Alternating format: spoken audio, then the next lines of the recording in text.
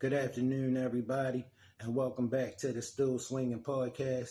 And once again, I'm your host, Thomas. And today, we heading to Atlanta, Georgia, where a 34-year-old rich homie Quan was found deceased in his home and in the ATL. And I want to just say rest in peace to the brother and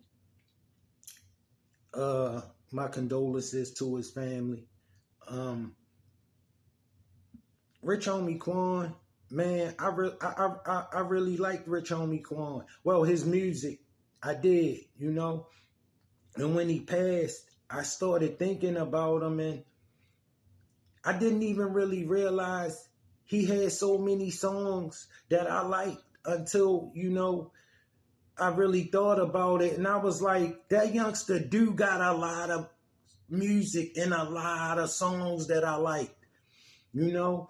Some Kind of Way was my joint, and that song with him and Yo Gotti, I know, I like Lifestyles. I thought it was, a little younger than me, but, I liked it, I just didn't really realize that Rich homie Quan, until he passed, that he just had so much stuff that I liked. You know what I mean? And so yeah, rest in peace to him. And until the YSL trial, I never even thought of Rich homie Quan like that.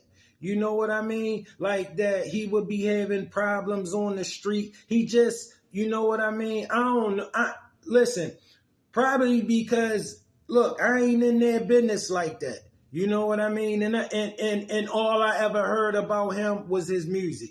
He was one of the youngsters that I knew for his music. I didn't know him for a bunch of other stuff, So shout out to the youngster and being a positive influence outside of wherever he was at. Because to me, I ain't know nothing like that about Rich homie Quan. He kept his business, and I appreciated that. And look, but this drug culture,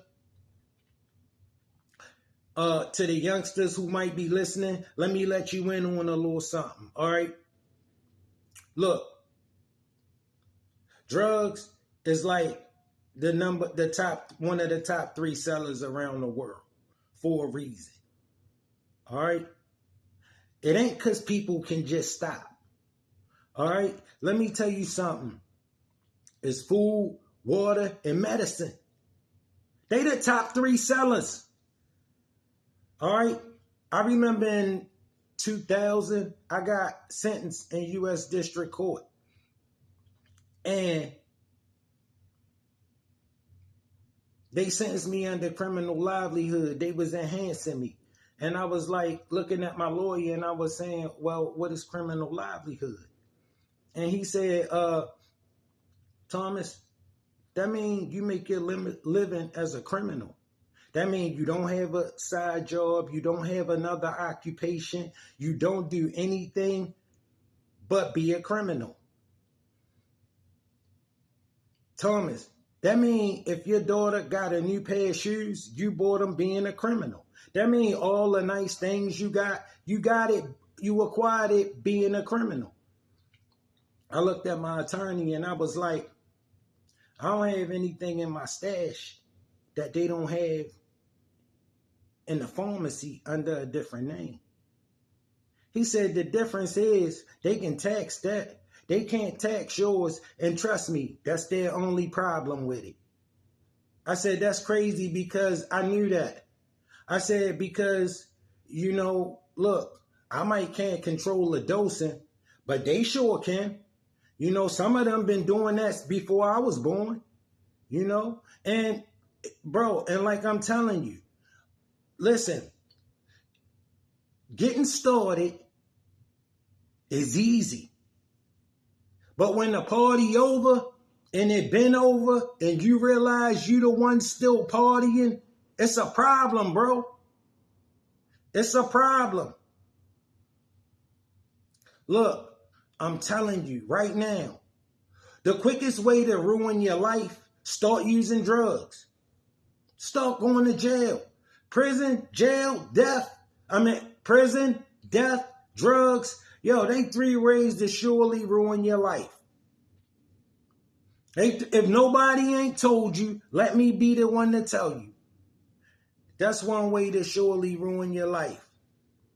Rich homie Quan is a part of that music culture. Drugs been a part of that music culture, bro, since the music culture been the music culture. Okay, let me tell you something. You see the winos on the corner early in the morning singing, they under the influence. All right, look, that's what spawned a lot of that music. Guys just sitting around getting loaded, coming up with stuff. You know what I'm saying? Trust me, I've been around it, so I know the drug culture around the music scene. That's how they cope with all the pressure. At one time, I thought I wanted to be famous until I realized who I was. I don't want to be. Then I realized, bro, told me you can't be famous.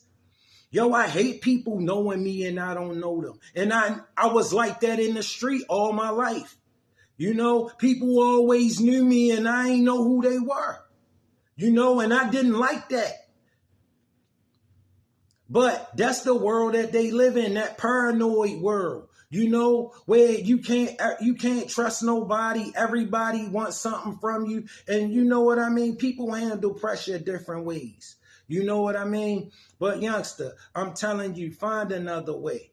Rich homie Quan, DMX, who else? Pimp C. Like, bro, we always have some really good dudes that we lose to this. And that's why I was so upset when I saw that picture of that drill rapper, Bloodhound Jeff. I meant that video clip of him sitting on the TV, and they just shot that with him putting white powder in his nose, him and his homeboy. I'm like, bro, do you know how much influence he already got in the culture? Do you know what he just influenced by doing that? Some stuff, bro, we just can't allow ourselves to be caught up in. Still Swinging is out. Rest in peace to rich homie Quan, and I love you, family. Condolences to his family. Let's get this drug culture in check.